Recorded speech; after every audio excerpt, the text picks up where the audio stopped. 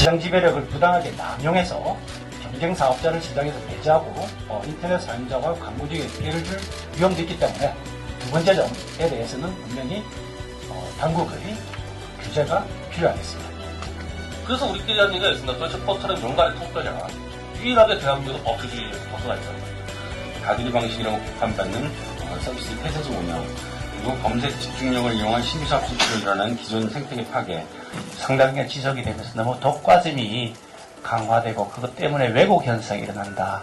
또 플랫폼 사업자, 망 사업자, 플랫폼 사업자의 중립성 문제를 우리가 고민해야 되는 것이 아니냐 하는 그런 시점까지 이르기 때문에 최근에 가장 화두가 되고 있는 이슈이기도 하고 단순하게 한번 일과성으로 화두로서 스쳐 지나가는 그런 정책적 과제가 아니라 이 문제는 우리가 지금부터 깊이 있게 천착해야 될 과제다. 그런 생각을 가지고 있습니다. 네, 일단 이 표를 보시면 네이버의 점유율이 아주 압도적이죠. 그렇지만 김기현 위원장님께서 말씀하셨듯이 우리나라가 예외입니다. 이 표를 보시면 100%에 가까운 구글이 그런 나라가 대부분인데 제일 하단에 보면 우리나라가 있고요. 이게 지금도 크게 다르지 않습니다.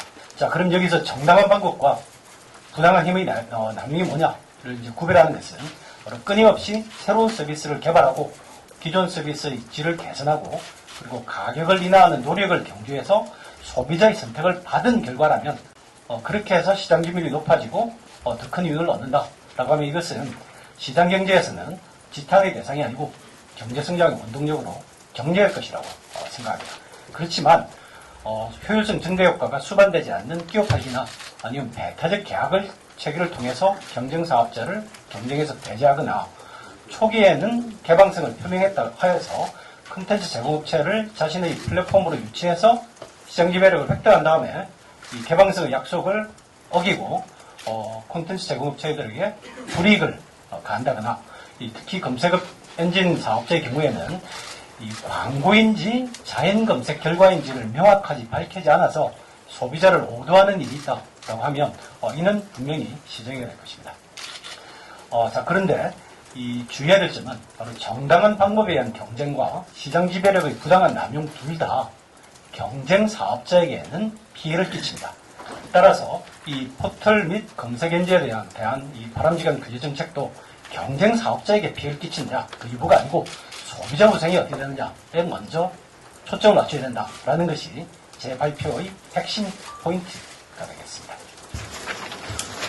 오늘 여의도연구소가 이 토론회를 정책 간담회를 한다고 하는 이제 굉장히 큰 공감대. 특히 오늘 이제 아까 모든 분들이 말씀 있으셨다시피 언론에서 굉장히 큰 관심을 많이 보여주셨습니다. 이것은 포털이 독과점 문제가 이 앞에 지적된 그 공정거래 측면에서 여러 영향을 미치는 것도 사실이지만 뉴스 유통과 관련돼서 매우 큰 영향을 미치는 것 때문이 아닌가 생각을 해봅니다.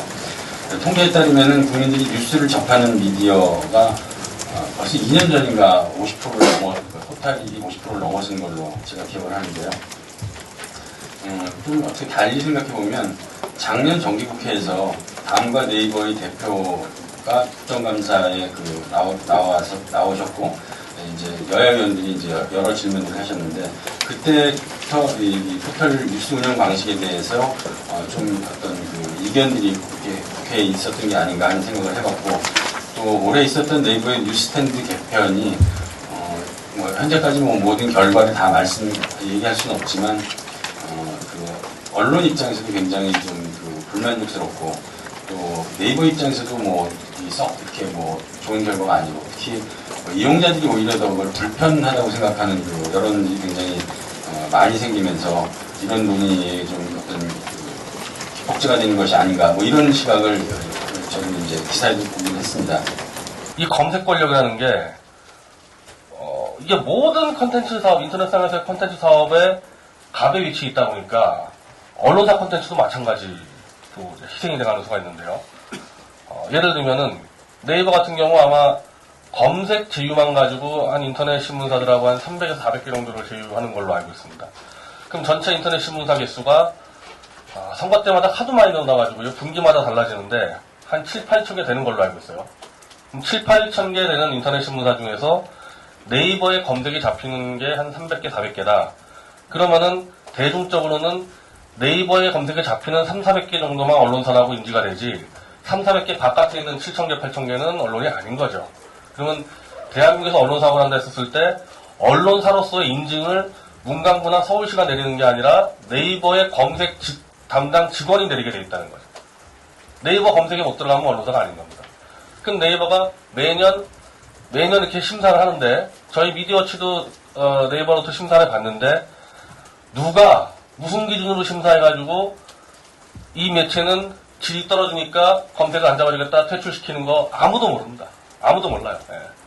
저는 제가 아마 2007년부터 네이버 검색으로 돼 있다고 하는데 누가 뭘 심사해가지고 미디어치가 계속 검색 연장이 되는지 아무도 모르고 연장이 되고 있고 그럼 그런 권력의 남용은 도대체 어디서부터 비롯된 거고 그냥 그대로 참아야 되는 건가? 이 소비자들의 뭐 편의를 위해가지고 저는 그건 아닌 것 같습니다. 왜냐하면 이 검색이라는 것을 저희가 인터넷 현장에서 직접 경험해 보면은 이 오프라인으로 따지면은 철도하고 거의 유사해요. 철도 사업하고 거의 차이가 없습니다. 미국의 철도는 미국 정부가 깐 게 아니라 일반 기업이 갖다 깔았습니다. 투자해가지고. 그럼 그 철도 사업을 깐 사람이 철도의 소유자가 자기 물건부터 먼저 내다 팔기 시작하면은 어느 제조업자가 그 철도 사업자하고 경쟁 가능하겠습니까? 그냥 일반 이메일 사업이나 블로그 사업과도 큰 차이가 난다는 거죠. 검색 사업이라는 것은. 즉 검색은 온라인상에 깔아놓은 철도 사업이기 때문에 저걸 장악하고 있으면은 그 밑에다가 어떤 상품도 갖다 먼저 실어낼 수 있으니까 경쟁에서 너무 앞서간다. 이건 뭐 반도체를 갖고 있는 삼성전자라든지 자동차 현대차하고도 비교할 수 없을 정도의 하나의 권력이다. 그래가지고 사실은 미국도 철도 조합을 다 해산시켜버린 거 아닙니까? 그게 공공화가 된 거죠. 그래서 그때부터 얘기하면은 포탈 쪽에서는 우리 민간이고 누구든지 뭐 투자하면 될 수 있다 그러는데 사실 현실적으로는 검색 권력 잡고 있는 부분들에서 일반 컨텐츠 업자가 이제 붙기는 굉장히 어려운 부분이 있는 겁니다. 이러한 그 핵심 분야의 이슈를 다루는 데 있어서는 사실 굉장히 그 조심스럽고 전문적이고 좀 디테일한 부분이 요구된다는 그런 말씀을 먼저 좀 드리고 싶습니다. 그렇기 때문에 이제 미국 FTC나 그 EU 경쟁당국들도 이제 이 사건 처리하면서 그런 것들을 최우선 염두에 두고 접근했다고 보여집니다. 왜냐하면 핵심이 하글가르기를 이룰 수 있는 동태적 신환경이 중요하긴 하다. 근데 이걸 어떻게 조정할 것인지 그런 거 고민의 흔적이 있는 것이라고 판단을 하고 있습니다. 공정거래위원회도 지난 5월에 사실 뭐 아시겠지만 또 집권 조사를 했습니다. 그래서 뭐 많은 부분을 좀 들여다봤습니다. 그렇지만 이제 아시겠지만 포털에 대한 어떤 지금 관심이 사실 굉장히 많이 제기되고 있는데 이것 자체가 어떤 플랫폼 사업자들에 대해서 어떤 순기능도 있겠지만은 더불어서 역기능에 대한 어떤 그 사회적 우려가 많다는 그 반등이라고 생각합니다. 이 포탈이라는 것이 어떻게 보면은 자기 회사의 인프라죠. 근데 그 인프라는 이미 자기 것만이라고 주장할 수 없다는 겁니다. 우리 모든 국민한테 일종의 공공재로서의 역할을 하기 때문에 자기 것이다 라고 하는 것만 해서는 저는 이제 곤란하다고 이제 보는 거죠. 그래서 거기서 물론 지금 뭐 공공재이기 때문에 이 엔드 유저인 소비자한테는 무료로 개방하고 있는 건 있지만 그렇다고 해서 여기에 자사의 상품이나 서비스를 무언가 최우선적으로 공급한다든지 그래서 소비자들로 하여금 그것을 소비케 해서 본인들의 영리 목적을 보다 효과적으로 달성하려고 하는 것. 이런 문제는 뭐 나름대로 그 여러 가지 논란이 있을 수도 있겠지만 자부지간 이 포탈이라는 것 자체가 그 회사의 인프라를 넘어서 이미 공공재라는 그 인식 위에서 여러 가지 접근을 해야 한다라고 하는 어떤 입법권자로서의 어떤 인식을 갖고 있다는 점을 말씀드리고요. 이제 크게 덩어리가 이제 일단 책임성 문제인데요. 우리 이상경 교수께서 말씀하셔서 일반 신문하고 이 포털하고도 결국은 공공재나 어떤 기사나 서비스를 유료긴 하죠. 신문 같은 경우는 그렇지만 이제 광고를 유치해서 먹고 사는 구조는 비슷하다라고 말씀을 하셨는데 저는 조금 다른 견해를 갖고 있습니다. 지금 가장 책임성 문제에 대해서 크게 제기되는 게 그거죠. 우리 포탈을 통해서 제공되는 정보나 서비스들이 불량품이거나 허위였다. 이랬을 때 책임 소재를 어떻게 다룰 것이냐. 근데 지금 대부분 취하고 있는 태도들은 우리는 잘 모른다.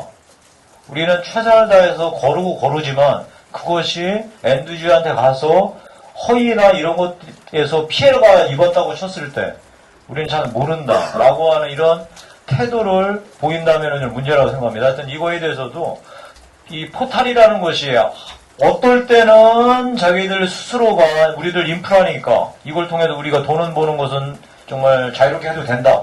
라고 하는 입장에서 한편으로는 이것은 우리는 판만 벌려주는 것이라 여기에서 벌어지는 서비스나 영리행위에 대해서 잘 모르겠다. 라고 하는 것은 적절치 않다. 그래서 이 부분에 대해서 이제 판단을 좀 해봐야 된다는 거고요. 자율, 행정권, 입법. 순서는 그렇게 하는 게 많지만 일단 국회에서 먼저 움직일 겁니다. 그 움직임 자체가 우리 업계의 자율성, 자율적인 움직임을 또 속도를 가속화하고 깊게 할 것이고요. 다음에 우리 공정거래위원회도 이제 보다 여러 가지 의견들을 수렴해서 행정권을 빠르게, 신속하게, 그리고 분명하게 움직일 수 있는 이제 또 명분도 쓰고 근거도 될 겁니다. 그리고 이 법도 하여튼 필요하다면 준비를 하는 방식으로 해서 이 3자가 같이 병행대에 나갈 테니까요. 그리고 뭐 다 아시다시피 지금 예전하고는 전혀 다르게 사회적인 소셜 무드 그리고 컨센서스는 많이 만들어져 있습니다. 만들어져 있기 때문에 이 문제는 예전처럼 흐지부지 되지는 않을 것 같다. 그리고 그렇게 하지 않도록 노력하겠다라는 점은 확인해 드리는 바입니다.